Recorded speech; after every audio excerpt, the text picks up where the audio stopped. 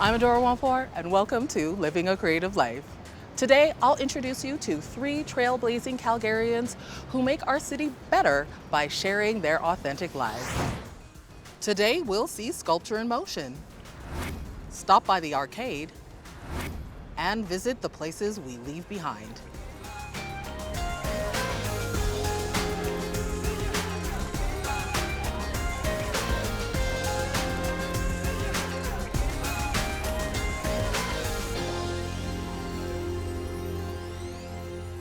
Katie Ohe is a renowned legend in the Canadian art world and one of the first Albertans to create abstract sculpture. We had a chance to visit with her at the Katie Ohe Art Center just west of the city.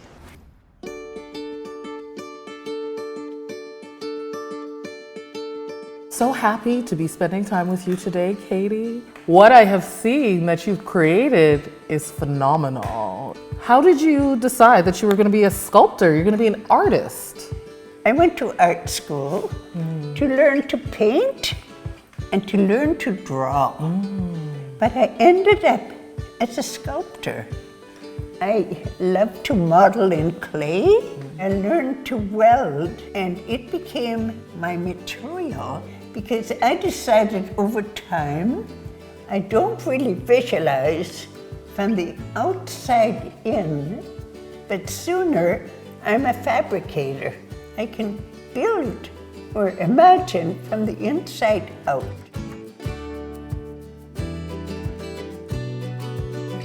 They make me want to interact with them. And I feel like lots of people feel like they are also part of the art. I'm just wondering why that is how you wanted to express yourself.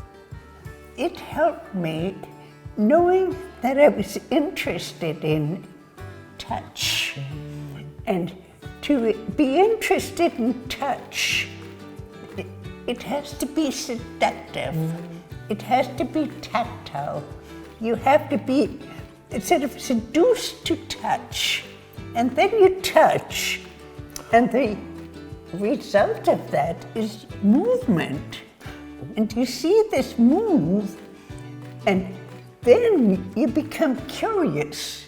You know, the visualization doesn't fulfill everything. You know, if for a sculptor, you've got to sort of imagine what the fabrication can come out of.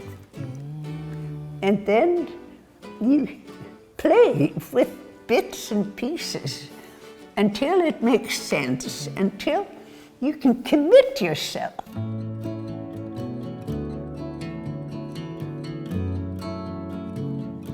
I think the most important thing about whatever an artist does, if you're a painter, or you draw, or you sculpt, you have to believe it.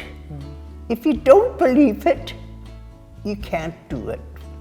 You have to believe what you do. If you have an idea of what you want to do, you have to believe it to be able to see it and to be able to develop it to as meaningful as your belief. And that carries you through. To believe it, there's so much power in that. It's been a long, prosperous career that you have had, and you're not done yet. No. I hope I'm not done. No, you're not done yet. You're full of life. Absolutely happy with what I do. I reflect on what has happened within my life, and it's been magical. It's truly been magical because in retrospect, it wouldn't make sense if I wouldn't make sculpture. Then I would deny all of that, and I can't do that.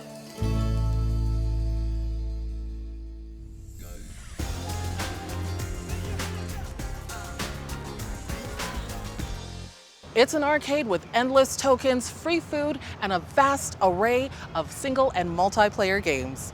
For Treaty 7 artist Teresa Tam, it's a childhood dream come true. Teresa, what is an artcade? It's an arcade that was created as an art project. And so because it's created as an art project, the idea was to utilize what we think of arcades, or we kind of are familiar with arcades, and using that as like a entry point. But once you start playing, that's really when your expectations are subverted, or you have to actually reconsider how you approach the games, because at the end of the day, this is an art project, and so we can't just like let people have pure, unfiltered fun.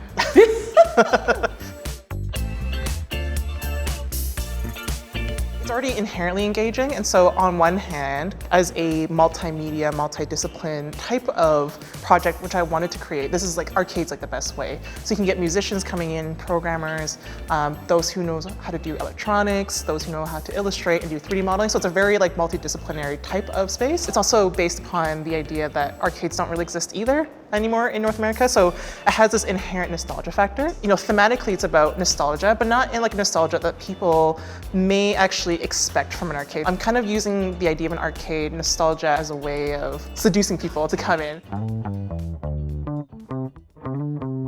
In the arcade, I see that, yeah, there's games, but I also notice that there seems to be just community space. I'm glad you noticed, and because it's important actually. So it was really important that it didn't seem like this was just a gallery with just a bunch of arcade machines in there. So it was really important that the space felt like all the machines belonged in that space.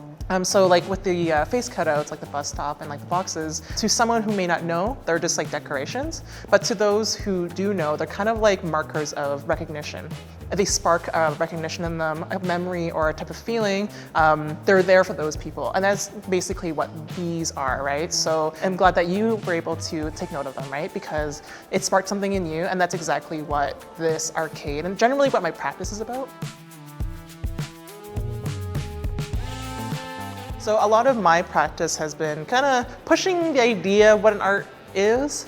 And so for me, I've been really grateful and quite privileged and blessed to actually have a community that nurtures and cares for what I do. For my practice to be where it is right now, it really required people in the community to actually say and believe in me and take a bit of a risk to say that I believe in what you want to do, so we'll give you space and, you know, resources to do that. And so if I hadn't had people who like believed in me or believed in what I wanted to put out, I wouldn't really be here. Especially like this arcade wouldn't be here.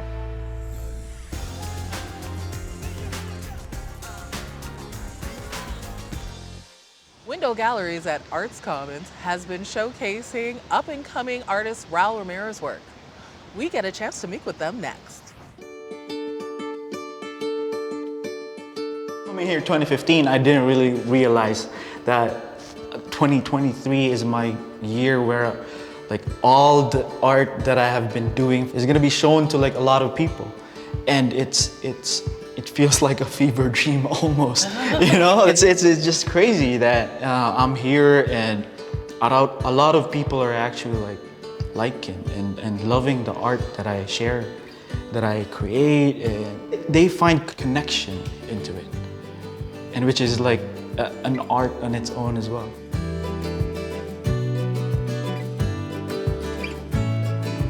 How did you decide to start creating art? 2015, I came here fresh from the university back in Cebu, which is my island in the Philippines. Live with that environment, and through that shaped me, and used all that information and knowledge from the environment that I was in to the environment that I am right now.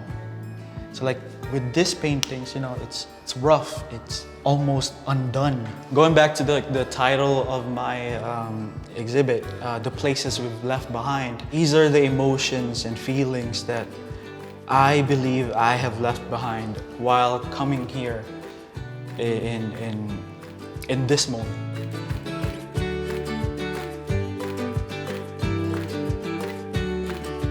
Let me know what the impact of the community has been on you. It makes me feel like I'm still in the Philippines. The faces, the things that they do, the care, the hospitality, the love. It's motivating motivating to create more art that connects to people that is having the same experience as me. You know? So the community here made me feel like I'm still home. Thank you, Katie, Teresa, and Ryle, for sharing and embodying a creative lifestyle. We'll see you next time on Living a Creative Life.